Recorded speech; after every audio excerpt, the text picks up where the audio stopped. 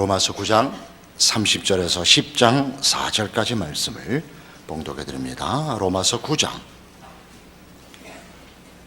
30절의 말씀입니다. 그런즉 우리가 무슨 말을 하리요? 의를 따르지 아니한 이방인들이 의를 얻었으니 곧 믿음에서 난 의요. 의의 법을 따라간 이스라엘은 율법에 이르지 못하였으니 어찌 그러하냐? 이는 그들이 믿음을 의지하지 않고 행위를 의지함이라. 부딪힐 돌에 부딪혔느니라. 기록된 바 보라, 내가 걸림돌과 거친 바위를 시온에 두노니 그를 믿는 자는 부끄러움을 당하지 아니하리라 함과 같으니라. 형제들아, 내 마음에 원하는 바와 하나님께 구하는 바는 이스라엘을 위함이니 곧 그들로 구원을 받게 함이라. 내가 증언하노니 그들이 하나님께 열심히 있으나 올바른 지식을 따른 것이 아니니라. 하나님의 의를 모르고 자기 의를 세우려고 힘써 하나님의 의에 복종하지 아니하였느니라. 그리스도는 모든 믿는 자에게 의를 이루기 위하여 율법의 마침이 되시니라. 우리는 이스라엘의 구원을 논하고 있습니다. 이스라엘은 예수를 거절했고 그 구원을 거부했는데 당연히 이스라엘은 구원에서 제외됐어야 맞지 않느냐. 그렇다면 여태껏 구약 내내 하셨던 하나님의 그 이스라엘을 선택하고 일하신 것이 다 소용없는 짓이었단 말인가? 이제 여기에 이르죠. 이스라엘이 그렇게 된다고 해도 우리는 그것 자체로는 아무래도 좋은데, 그러면 구원을 받았다가 선택을 받았다가 취소가 될 수 있단 말이냐? 우리가 잘못하면 그만이란 말이냐? 여기까지 오기 때문에 이 문제는 매우 중요한 것입니다. 율법이 소임을 다하지 못하고 한계가 드러나서 그것을 준 민족을 구원할 수 없었다면 인류를 구원하기 위하여 주신 예수도 아차 잘못하면 무용지물이 될 수 있지 않느냐, 이렇게 연결되기 때문에 이스라엘이 장차 어떻게 될 것이냐는 대단히 중요한 문제로 부각되었고, 바울은 당연히 이스라엘은 구원 얻는다, 저들의 거부가 그들을 통하여 증거될 복음을 가로막지 못했던 것처럼, 그들이 실패했음에도 불구하고 약속된 구원이 이방에 넘친 것 같이 저들의 배반과 거부가 저들의 운명을 결정할 수는 없을 것이다. 이방에게, 율법 없는 이방에게 구원을 허락하신 하나님의 은혜가 저들도 마침내 구원하실 것이다.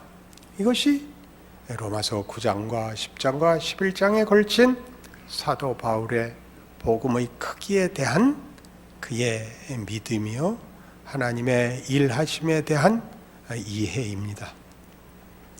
그러나 이 문제는 여러 가지로 다시 살펴볼 필요가 있죠.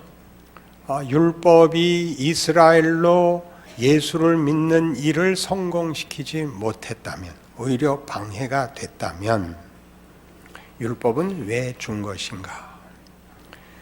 율법으로가 아니고 예수로 말미암아 은혜로 구원을 얻은 성도들에게 율법의 가치는 무엇인가? 그 소용은 무엇인가? 우리 모두 다 은혜로 말미암는 구원을 얘기하려 치면 율법이 아닌 이라고 얘기를 하고, 그러나 율법을 그래서 폐기 처분한다고 얘기하지는 않습니다.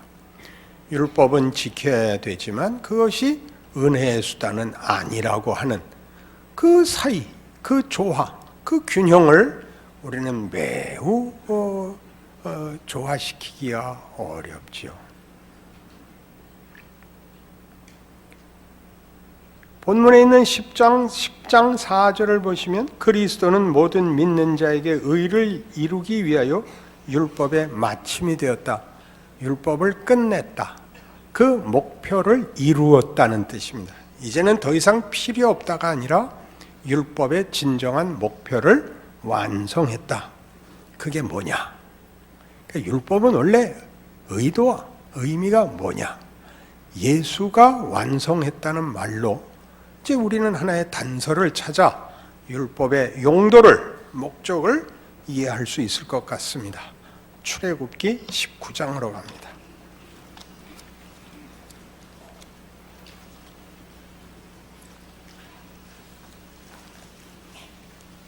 구약성경 110페이지 출애굽기 19장입니다.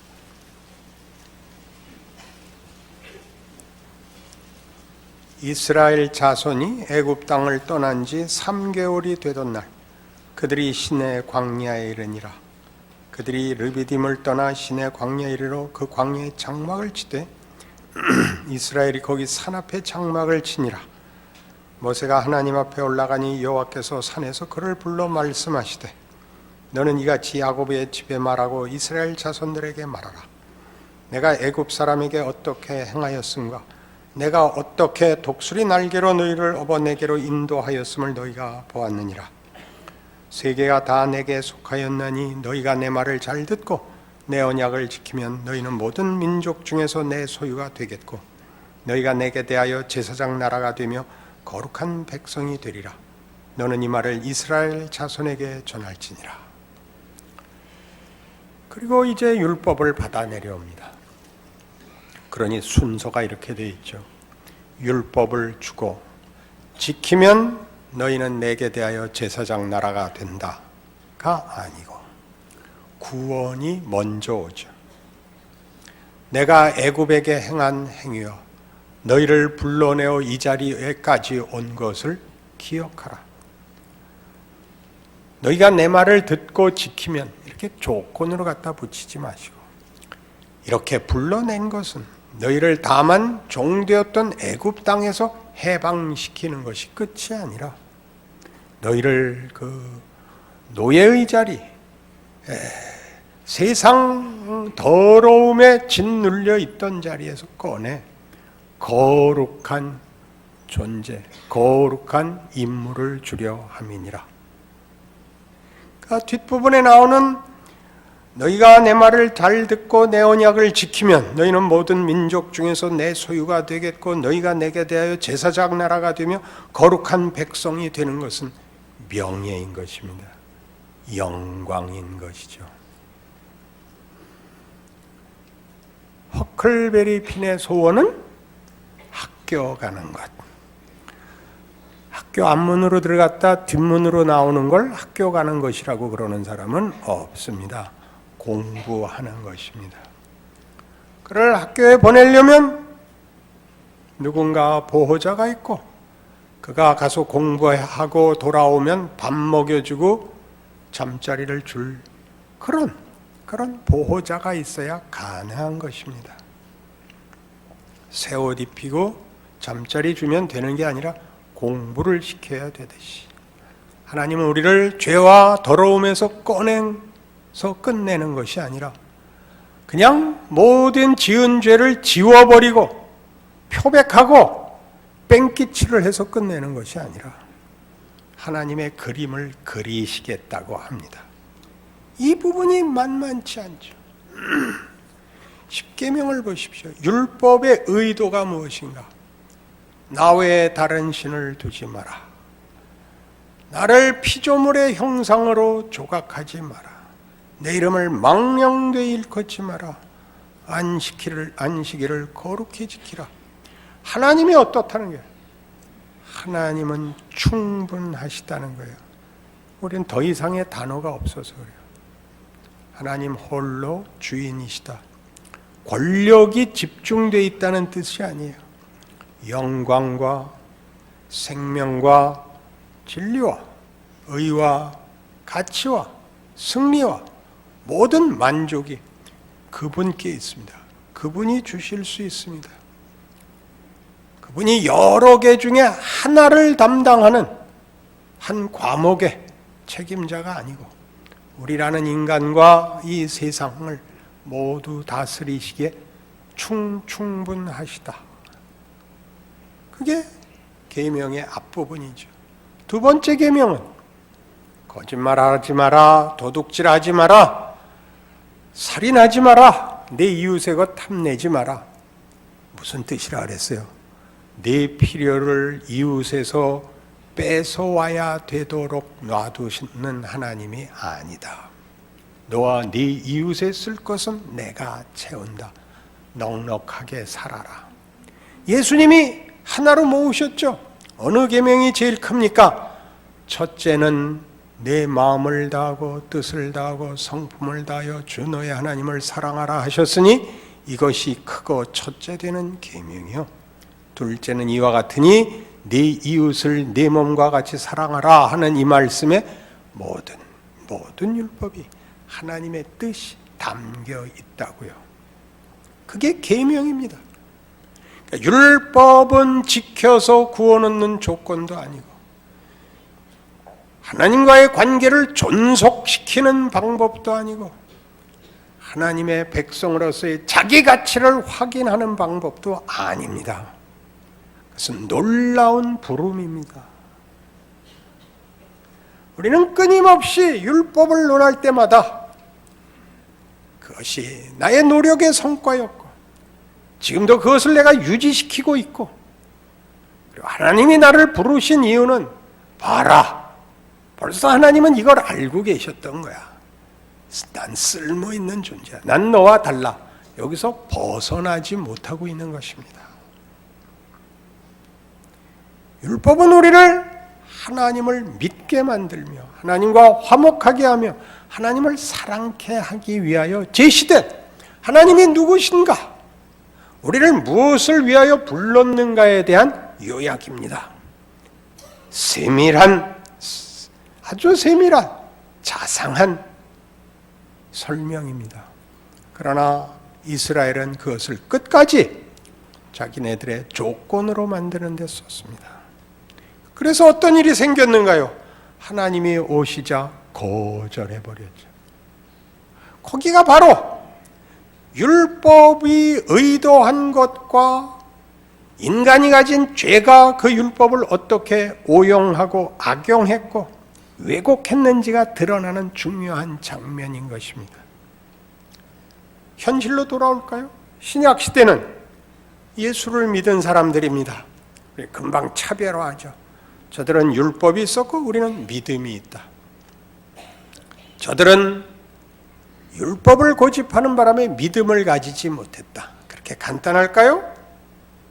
율법이 늘 자기 의를 강조하느라고 율법에 담긴 하나님의 목표, 하나님의 진정한 자신의 모습과 그 영광으로의 부름을 우리가 놓쳤던 것 같이 신약 시대는 끊임없이 믿음이라는 말이 이 율법을 대신합니다. 여러분 잘 아시는 로마서의 지금 설명은 시간이라는 중요한 하나의 시각을 가지고 구원이 역순으로 벌어지고 있다는 것을 가르치고 있습니다. 우리가 믿기 전에, 부르기 전에, 필요를 알기 전에 하나님이 구원을 베푸셨습니다. 그리고 그것을 믿음이라고 그랬습니다. 율법이 아니고 믿음이라고 얘기했는데 우리가 예수의 필요성을 알기 전에, 구하기 전에, 준비하기 전에 알지 못한 때 이루어진 구원을 로마서 5장 8절에서 우리가 아직 죄인 되었을 때 그리스도께서 우리를 위하여 죽으심으로 우리에 대한 하나님의 사랑을 확증하셨느니라 입니다.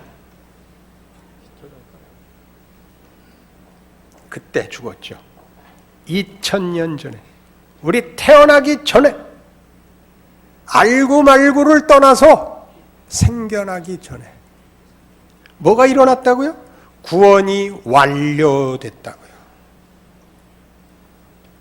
구원이 완료됐다는 게 무슨 뜻이라 그랬어요? 과거에 일어난 일이라서 번복시킬 수도 취소시킬 수도 없습니다. 우리는 그 후에 태어납니다. 여전히 죄인으로 태어납니다.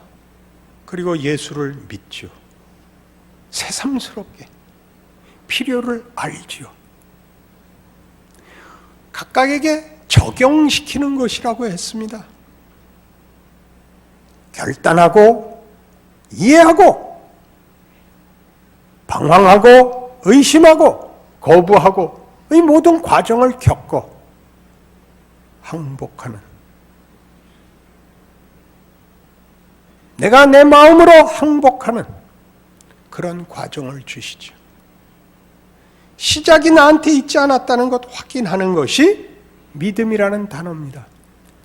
내가 예수를 믿어서 구원을 얻은 것이 아니라 내가 모를 때 우리를 구원한 하나님의 방식이기 때문에 믿음으로라고 그러고 있는 것입니다. 행위의 법칙이 아닌, 우리는 태어나지도 않았는걸요. 믿음은 하나님이 구원을 우리에게 주시는 신적 방법이었습니다. 다른 표현으로 은혜라고 합니다. 은혜라 그러면 하죠.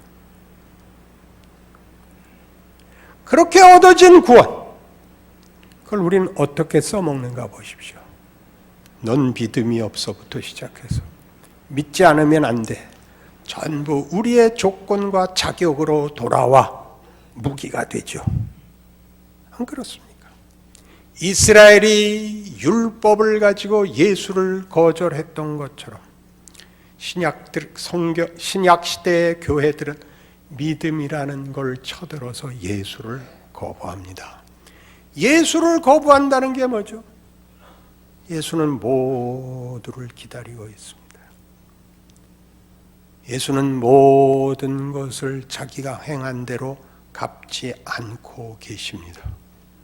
그걸 해야 됩니다. 아무래도 좋다고 얘기를 하는 게 아닙니다. 비기너들이 교회에 올 수 있습니다. 교회와 기독교 신앙을 오해하고 있을 수 있습니다. 겉으로 보기에 윤리적으로 못났을 수 있습니다. 성격에 결함이 있을 수 있습니다. 아니, 열심을 부려 교회에 손해를 끼칠 수도 있습니다. 그 모든 것을 믿음이라는 이름으로 정죄를 해버리고 죽여버리려고 하셔서는 안 됩니다. 교회가 아무래도 좋다는 건 당연히 아닙니다. 그러나 교회를 어떻게 이해하는가, 자기가 얻은 구원을 어떻게 이해하는가 하는 것은 거기서 드러나는 것입니다. 거기서 드러나는 거죠. 상대를 위하여 쓰라는 말 아닙니다. 스스로에게 적용하십시오. 스스로에게. 예수를 믿는다는 것은 바로 이 문제에서 늘 와서 걸리는 것입니다. 시편 51편에 가시죠.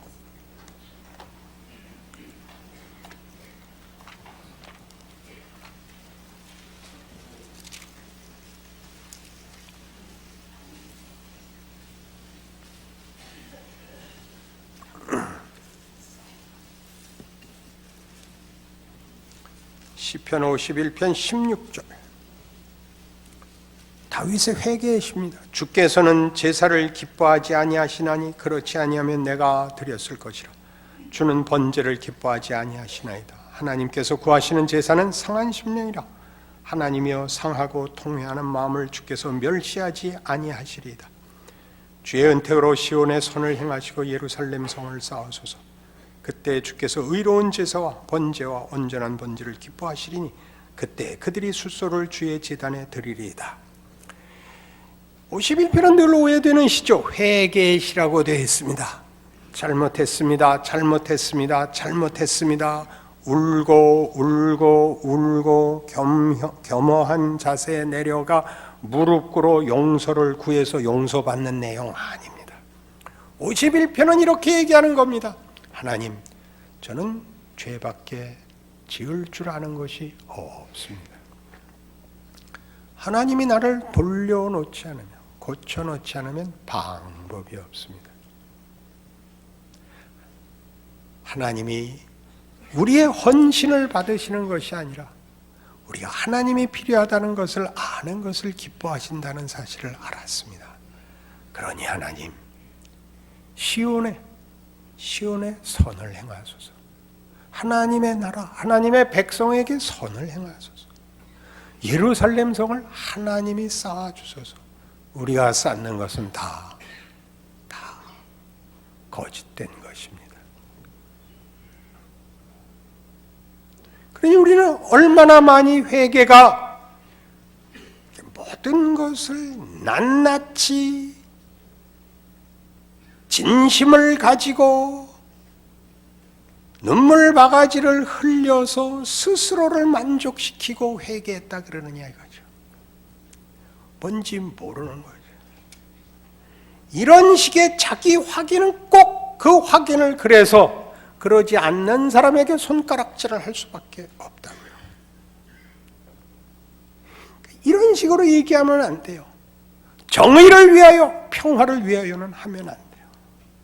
그건 예수만이 만들 수 있는 거예요. 그게 교회가 정치와 다른 것입니다. 정치는 증상과 현상을 고치는 일에 힘을 쓰지만 우리는 근본을 고치는 것입니다. 그게 다 나을 때까지 기침과 콧물이 계속되겠죠. 감기가 나야 코를 세멘트로 봉하고 입을 국방색 실로 꼬매놓으면 감기를 고치는 게 아닙니다. 그러니 끊임없이 교회 안에는 이런 현상과 증상을 고쳐 번듯하게 하자는 말이 나오곤 합니다. 나올 수 있습니다. 그러나 그 교회의 중심되는 신앙의 핵심이 그걸로 해결되는 것이 아닙니다를 기다려주고 이어지고 알아가는 일이 이것보다 커야 되는 것입니다. 현상을 고치려고 하다가 중심으로 들어오는 일들이 교회에 늘 반복적으로 일어나야 되는 것이죠. 그리고 그 과정에서 밖에서 교회를 저기는 다르다, 저기는 보복이 없다, 저기는 정죄가 없다, 저기만 용서가 있고 기다려주더라 를 보고 하나님을 만나러 오게 됩니다. 그러니 어떤 일도 예수와 무관한 개념은 없는 겁니다.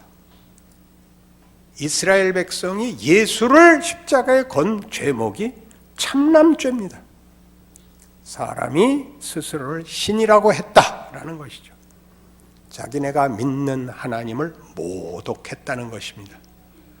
그들의 종교심이, 그들의 열심이, 그들의 의와 그들의 법이 예수 앞에서 정체가 드러나고 만 겁니다. 그 말 이해하시겠습니까? 여러분들이 갖는 믿음과 소원과 신앙이 예수라는 이름과 결부되어 있는지 분리되어서 작용하고 있는지를 보셔야 됩니다. 세상에서 말하는 의와 진리와 평화는 예수 없는 것입니다. 구원이라는 말은 어느 종교에서나 합니다. 감동, 기적 어디에나 있습니다. 예수가 없습니다. 예수가 없다는 건 무슨 의미죠? 예수만이 하나님과 인간 사이를 잇는, 하나님이 그의 백성을 하나님께로 인도하는 유일한 방법이고 문이고 내용입니다. 그가 없이 다만 덕목이라는 이름으로, 유용하다는 이름으로 드러나는 어떤 것도 기독교 신앙적으로는 죄인 것입니다. 죄란 하나님 없음이죠. 그래, 자, 이 문제를 여기 가면 분명해집니다. 마태복음 갈라디아서 5장으로 가시죠. 갈라디아서 5장에 오면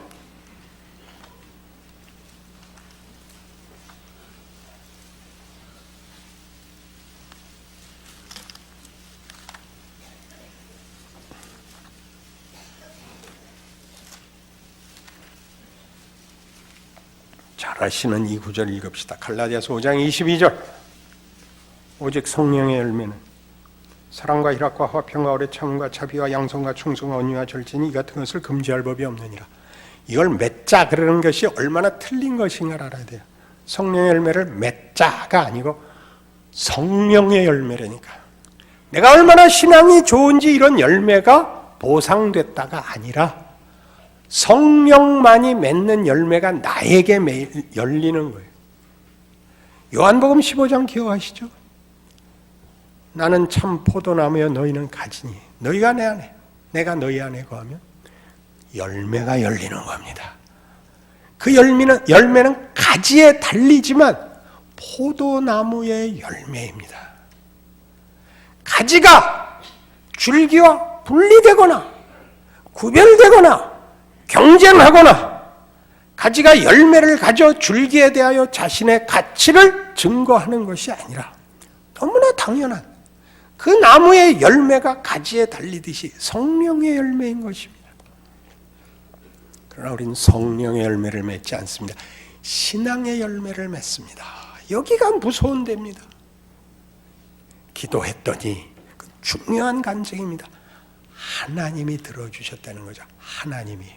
그러나 내가 해서라는 거죠. 내가 해서 하셔야 됩니다. 어디에 강조점이 있는가 보십시오. 감사가 있는가 자랑이 있는가. 자랑은 어디로 간다? 꼭 정죄로 갑니다. 넌 안 해서 그래. 넌 안 해서 그래. 난 해서 받았고 쟤는 안 해도 받고 있습니다. 불만이십니까? 포도원 비유. 아침 7시에 들어온 자와 오후 5시에 들어온 자에게 동일하게 한 데나리온을 줬더니 아침에 온 놈이 화냈다. 기억하셔야 됩니다. 예수입니다. 그래서 이걸 오늘 우리 본문에서 뭐라고 얘기를 하느냐 하면 잘 보십시오.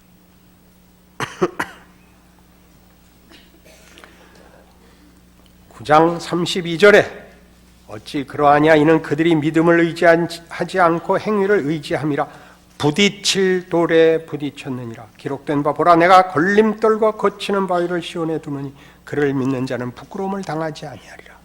누구에게 거치는 돌이 됐습니까? 자기 증명을 하려는 자들에게는 예수가 거치는 돌이 됩니다. 아침에 온 자와 오후에 온 자가 똑같다는 게 넘어가지지 않습니다. 박총씨가 쓴 내 인생을 바꾼 한마디였나 무슨 그런 책에 또 인용을 해서 무슨 야코넬리로 기억을 하는데 은혜보다 교회 안에서 더 분노를 사는 것은 없다. 그렇죠. 열심히 한 나하고 여태껏 논 놈하고 똑같이 주는 것을 견딜 수가 없죠. 그럴 수는 없죠. 통자 비유이기도 합니다. 전 재산을 말아먹은 이놈한테는 소를 잡고 나는 집도 안 나가고 매일 일했는데 해준 게 뭐 있어요? 라고 얘기를 한다는 거죠. 자신의 지위가 얼마나 굉장한 것인지 모른다니까. 율법은 뭐냐? 하나님이 우리를 어떤 지위와 명예로 불렀느냐고 말하고 있는 것입니다. 율법이 우리를 데려가지 못했죠. 김장환 목사님 유학 갔다 오신 학교는 아주 좋은 학교입니다. 여러 교칙 중에 이 두 교칙을 제가 기억하고 있습니다. 아까 책에 쓰셨어요. 너무 놀라운 규칙인데 크리스찬 스쿨입니다. 외출이수와 싸움은 퇴학이다. 멋지죠?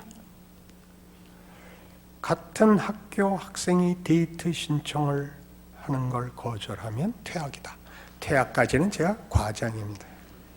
이게 무슨 말일까? 이 학교를 다니면 데이트 상대로서 손색이 없다. 넌 그걸 거절하면 학교를 무시하는 거다. 그런 뜻입니다. 잘난 척은 그렇게 하는 겁니다. 명예롭게 하는 것입니다. 율법이든 믿음이든 우리는 사람을 잡는 데 쓰죠. 살리는 데 써보십시오. 스스로의 인생을 밖에서 보상을 받아 명예를 유지하려고 하지 마시고, 누구를 잡아 명예를 유지하지 마시고, 살려서, 삼켜서, 멋진 일을 해서 스스로의 명예를 확인하지 않으면 율법도 예수도 거침돌 외에 아무것도 아닌 것이 됩니다. 예수 믿는 게 다만 힘들고 억울할 뿐이죠. 돌아보십시오. 하나님이 예수를 십자가에 매달아 자신의 영광을 증언하십니다. 우리 지난주엔 이거 했죠. 이 아들은 죽었다가 살았다. 내게 있는 건 다 네 거 아니냐. 이렇게 제가 했어요. 우리 아버지가 이런 아버지였으면 좋겠다. 그렇죠. 그 아버지가 뭘 하셨다고요? 당신의 영광을, 우리를 위하여 그 아들을 십자가에 못 박는 방식으로 영광을 증언하시는 분이랍니다. 더 이상 무슨 명예와 욕심이 필요하겠습니까? 여러분이 가진 믿음이 무엇인지 아는 여러분의 인생이요, 자랑이기를 바랍니다. 기도하십시다. 하나님 아버지 은혜를 감사합니다. 하나님을 아버지라 부르는 게 얼마나 큰 것인지, 굉장한 것인지, 우리의 인생 하나로 쩔쩔매는 그럴 일이 아니라는 걸 배웁니다. 고난의 길을 걸을 수 있고 억울한 길을 걸을 수 있으나 그 어느 자리에도 하나님의 자녀이며 영원한 영광과 승리가 우리의 것이라는 것을 압니다. 우리의 고난이 우리로 섬기는 길을 가게 하고 누구를 품는 길을 가게 한다는 사실을 기억하고 멋진 인생 사는 우리 되게 하여 주시옵소서. 예수님 이름으로 기도합니다.